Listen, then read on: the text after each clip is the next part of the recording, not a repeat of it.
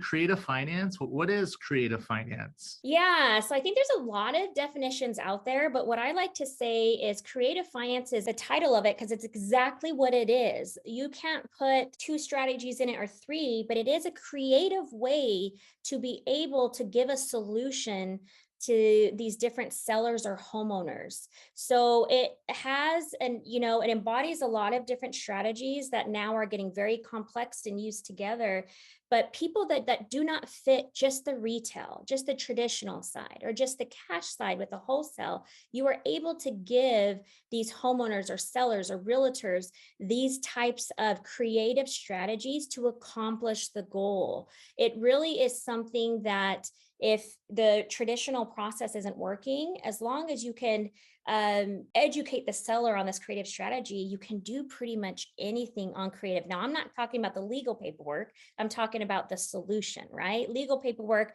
there's some things we have to abide by, rules and regulations, but we can find a solution with the sellers through these different creative strategies. I know one thing that you mentioned, we met through Pace, and Pace says this all the time: you don't need any credit, cash, or credentials. So, and he's correct with that, and that's why creative finance draws such a crowd, because you don't have to leverage your own credit. You're able to get into these properties with buying on someone else's credit with a sub two, but with seller finance, we're going to talk about terms, right? So terms is what we're going to talk about in regards to being able to find a solution for these people. So it's definitely an amazing way to find solutions, and you don't need any cash, credit, or credentials, like I mentioned. So it's an awesome win-win, I feel, for the sellers and for the investor. Yeah, so creative finance. So it's just anything other than a traditional sell on the MLS with the realtor and also a cash offer, you said, right? Yeah, So yeah. that's kind of like the regular choices, right? You list it, you put it on the retail market, Uh-huh. find a buyer that way, or Hmm. for properties that are not in good shape, not ready for the retail market, Right. you go straight to cash buyers. So I would say it's the way that the general public has no idea about. When I talk to these sellers, they say, "What do you mean you can pay on my loan? Like, is this legal?" Even some attorneys, when you talk to them, when they're used to the traditional mindset. So this is why I can emphasize why paperwork is so important, because if it's not something where the general public has the knowledge, we're used to realtors, we're used to the MLS.